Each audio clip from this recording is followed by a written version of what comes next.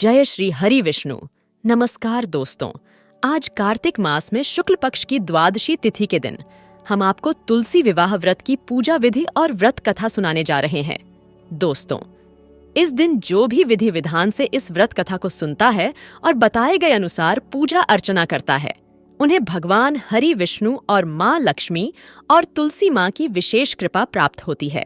दोस्तों, इस व्रत से जीवन में व्याप्त सभी प्रकार के मानसिक और शारीरिक कष्ट दूर हो जाते हैं।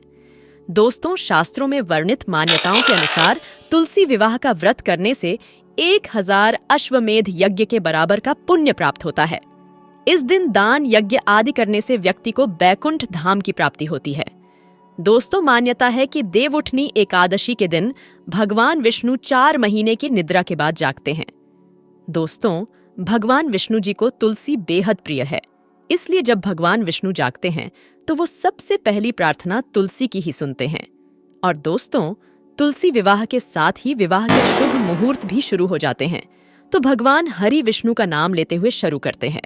मनोकामना पूरी करने वाली, कष्टों को हरने वाली व्रत कथा और पूजा विधि। दोस्तों, वीडियो में आगे बढ़ने से पहले अगर आप भी भगवान श्री हरि विष्णु, माँ लक्ष्मी और माँ तुलसी की कृपा अपने जीवन में पाना चाहते हैं तो इस वीडियो को लाइक करके कमेंट में जय श्री हरि विष्णु जय, माँ लक्ष्मी जय, माँ तुलसी लिखना न भूले।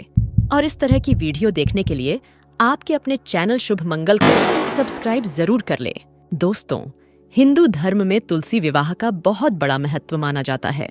पंचांग के अनुसार कार्तिक माह की शुक्ल पक्ष में आने वाली देवउठनी एकादशी और द्वादशी तिथि के दिन भगवान विष्णु के विग्रह स्वरूप शालिग्राम और देवी तुलसी का विवाह किया जाता है।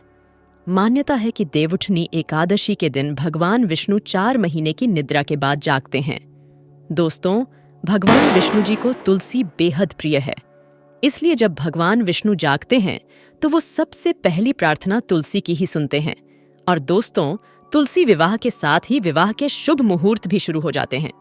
दोस्तों, इस बार साल 2023 में तुलसी विवाह का आयोजन 24 नवंबर शुक्रवार के दिन होगा और द्वादशी तिथि प्रारंभ होगी 23 नवंबर रात्रि 9:01 पर और द्वादशी तिथि समाप्त हो गई 24 नवंबर सायकाल 7:06 पर। दोस्तों, तुलसी विवाह के दिन पूजा विधि शास्त्रों के अनुसार भगवान विष्णु के विग्रह रूप शालिग्राम के साथ तुलसी विवाह कराया जाता है।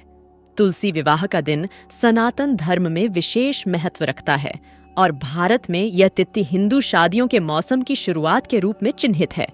इस दिन को देवउठनी एकादशी के नाम से भी जाना जाता है। देवउठनी एकादशी के दिन भगवान विष्णु अपनी 4 महीने की योग निद्रा के बाद जागते हैं और इसी दिन तुलसी विवाह करने का भी प्रावधान है। हिंदू शास्त्रों के अनुसार इन 4 महीनों अर्थात चातुर्मास में किसी भी प्रकार का शुभ और मांगलिक कार्य करना वर्जित होता है। देवउठनी एकादशी या तुलसी विवाह से ही शुभ कार्यों की शुरुआत होती है। इस दिन तुलसी विवाह को आयोजित करना अत्यंत शुभ एवं मंगलदायक सिद्ध होता है। ऐसी मान्यता है कि जो मनुष्य अपने घर में तुलसी विवाह एवं पूजा का आयोजन करता है, उसके घर परिवार से बड़े क्लेश तथा विपत्तियां दूर हो जाती हैं। साथ ही घर से दुखों का अंत और धन संपत्ति में वृद्धि होने लगती है। अगर आपको ऐसा लगता है कि आपके घर में नकारात्मक शक्तियों का वास है, तो आपको निश्चित रूप से अपने घर में तुलसी विवाह का आयोजन करना चाहिए। तुलसी विवाह के दिन यज्ञ और सत्यनारायण की कथा संपन्न करने से भी विशेष लाभ की प्राप्ति होती है। तुलसी विवाह का पर्व श्री हरि विष्णु से तुलसी के पौधे के विवाह का स्मरण कराता है, जिन्हें माता लक्ष्मी का अवतार भी कहा गया है। यह उत्सव प्रबोधिनी एकादशी तथा कार्तिक पूर्णिमा के बीच मनाया जाता है। तुलसी विवाह का उपवास और पूजा विवाहित स्त्रियों द्वारा सुखी वैवाहिक जीवन और उनके पति एवं बच्चों के कल्याण के लिए किया जाता है। इसी प्रकार कुंवारी कन्याएं सुयोग्य वर की प्राप्ति के लिए करती हैं। तो आइए दोस्तों, अब आपको बताते हैं तुलसी विवाह से जुड़ी पूजा विधि। सबसे पहले पूजा के स्थान पर गन्ने से मंडप सजाएं। गेरू और फूलों से तुलसी जी के गमले को भी सजाएं। अब संध्या के समय शुभ मुहूर्त में तुलसी विवाह पूजा की शुरुआत करें। लकड़ी की साफ चौकी स्थापित करें और उस पर गंगा जल छिड़क कर आसन बिछाएं। अब कलश में पवित्र जल भरें और आम के पत्ते लगाकर पूजा के स्थान पर स्थापित करें। फिर एक आसन पर तुलसी जी और दूसरे आसन पर शालिग्राम जी स्थापित करें। गंगा जल से तुलसी जी और शालिग्राम जी को स्नान कराएं। भगवान शालिग्राम को पीले फूल, वस्त्र और फल अर्पित करें। फिर पीले चंदन से तिलक लगाएं। तुलसी जी को फल, फूल, लाल चुनरी, बिंदी, सिंदूर समेत श्रृंगार का सामान अर्पित करें और लाल चंदन से तिलक लगाएं। अब धूप बत्ती और घी का दीपक प्रज्वलित करें। अब हाथों में शालिग्राम जी की चौकी उठाकर तुलसी जी की 7 बार परिक्रमा करवाएं। पूरी श्रद्धा के साथ तुलसी जी और शालिग्राम जी की आरती करें। अब खीर, मेवे या मिठाई का भोग लगाएं। चाहें तो विष्णु सहस्त्रनाम या तुलसी चालीसा का पाठ करें। अंत में क्षमा प्रार्थना करना न भूलें। तो आइए दोस्तों, अब आपको सुनाते हैं तुलसी विवाह से जुड़ी व्रत कथा, जिसको सुनने मात्र से आपकी सभी मनोकामना पूर्ण हो जाएगी। प्राचीन काल में एक लड़की का जन्म राक्षस कुल में हुआ, जिसका नाम वृंदा था। दैत्यराज कालनेमी जैसे राक्षस परिवार में पैदा होने के बाद भी वृंदा भगवान विष्णु की पूजा करती थी। जब वृंदा बड़ी हुई तो उसकी शादी जालंधर नामक दैत्य से हो गई। जालंधर काफी शक्तिशाली राक्षस था, जिसका जन्म भगवान शिव के तेज के कारण समुद्र से हुआ था। बलवान होने के कारण जालंधर को दैत्यों का राजा बनाया गया। वृंदा से शादी करने के बाद जालंधर की शक्ति और पराक्रम बढ़ता ही गया। उसे किसी भी तरह से हराना मुश्किल था। जालंधर के बढ़ते अहंकार व आतंक से सभी देवता परेशान थे। जालंधर की बढ़ती ताकत के पीछे उसकी पत्नी वृंदा की विष्णु भक्ति और सतीत्व था। होते होते जालंधर अपनी शक्ति और अहंकार में चूर होकर स्वर्ग की देवियों पर काबू पाने की कोशिश करने लगा। इसी दौरान एक बार उसने माता लक्ष्मी को पाने का प्रयास किया, परंतु समुद्र से जन्म लेने के कारण माता लक्ष्मी ने उसे अपना भाई बना लिया। फिर उसकी नजर माता पार्वती पर गई और उन्हें पाने के लिए जालंधर ने मायाजाल बनाया। अपने मायाजाल से जालंधर ने शिव का रूप धारण किया और माता पार्वती के करीब जाने की कोशिश करने लगा। उसी वक्त मां पार्वती ने उसे पहचान लिया और जब तक जालंधर कुछ समझ पाता, वो अदृश्य हो गईं।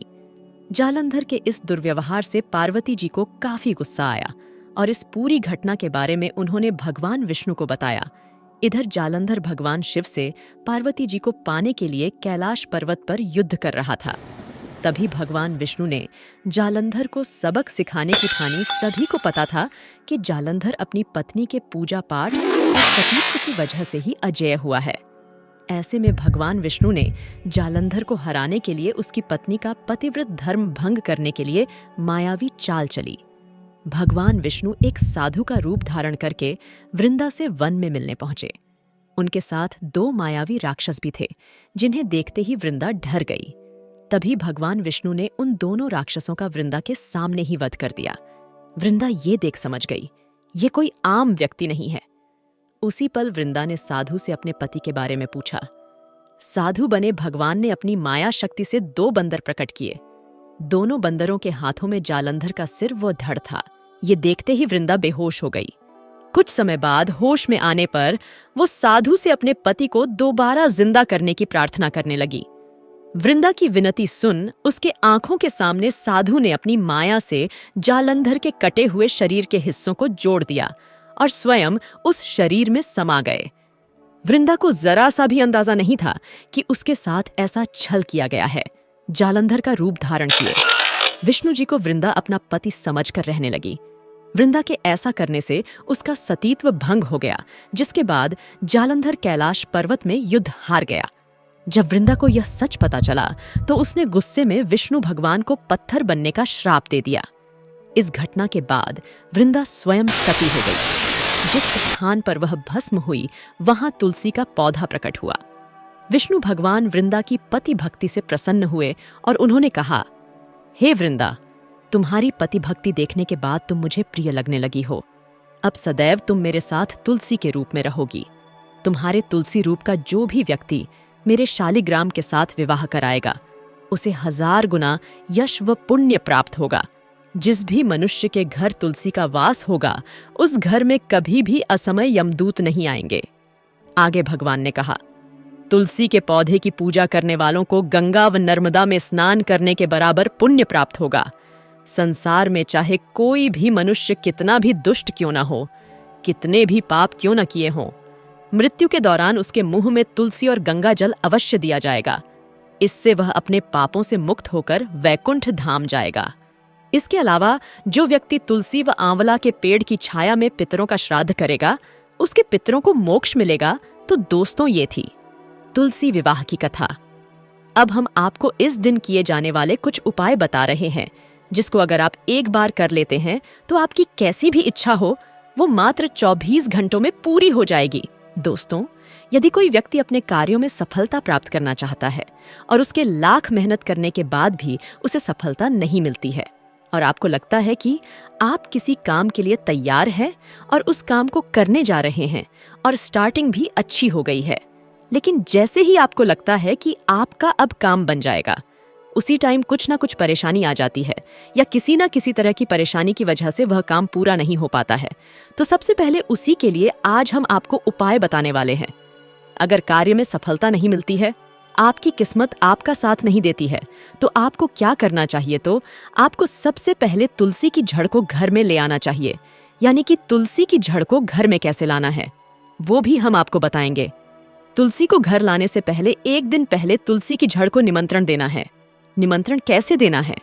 आप जब भी उसे लाए तो आप अपने घर के आसपास जो भी तुलसी सूख चुकी हो या किसी और जगह से आप लाना चाहते हैं, तो एक दिन पहले ही जाकर उसे अपने घर आने के लिए बोले। तुलसी से निवेदन करें कि कल मैं आपको मेरे घर लेने के लिए आऊंगा, आपको मेरे घर आना है।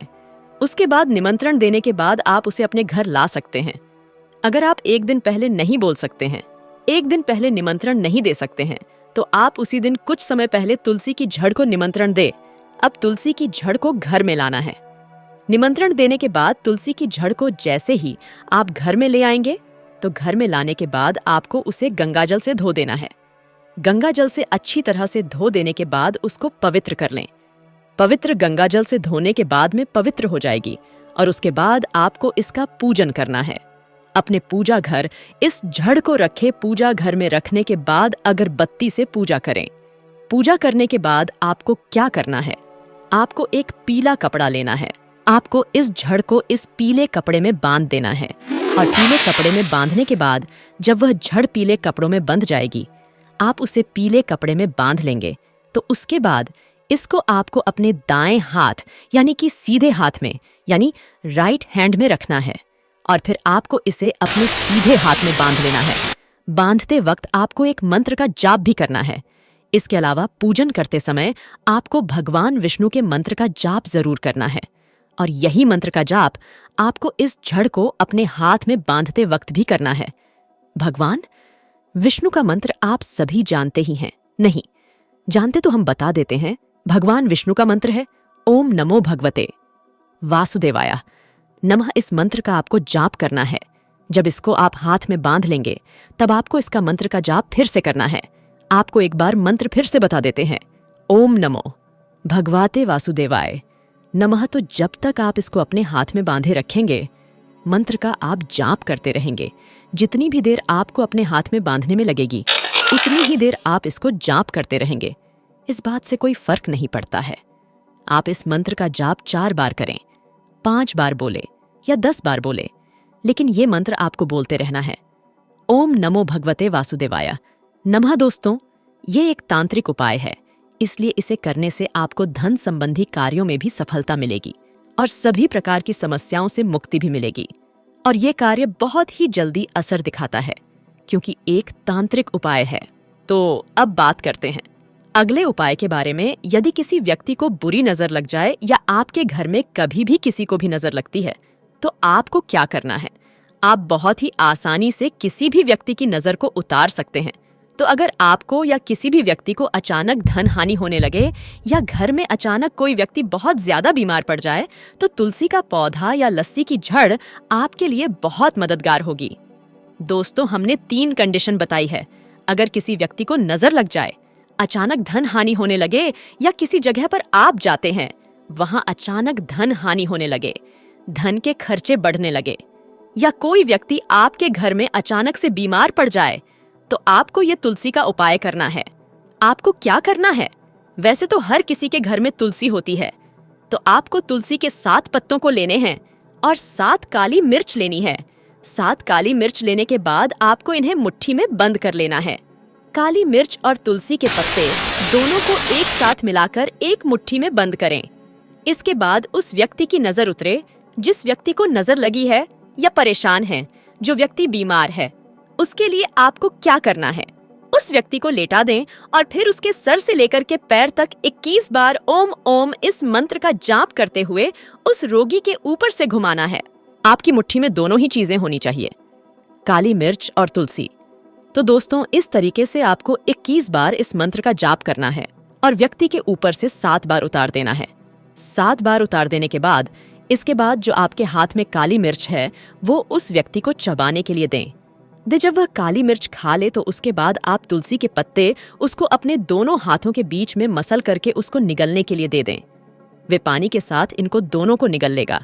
दोस्तों, क्योंकि ये पत्ते चबाने नहीं है, इसीलिए आपको अपने हाथ में अच्छी तरह से मसल लेने के बाद आपको उसे दे देने हैं और वो पानी के साथ इन्हें निगल जाएगा। आखिर में जिस व्यक्ति के साथ आपने ये उपाय किया है उस व्यक्ति को लिटा करके उसके तलवों पर किसी कपड़े से 7 बार या 11 बार झाड़ा दें। किसी भी साफ कपड़े से आप उसके पैरों पर 11 बार या 7 बार झाड़ा दे सकते हैं। अगर दोस्तों लगातार धन हानि हो रही हो या वह व्यक्ति बीमार था, वह अब ठीक हो जाएगा।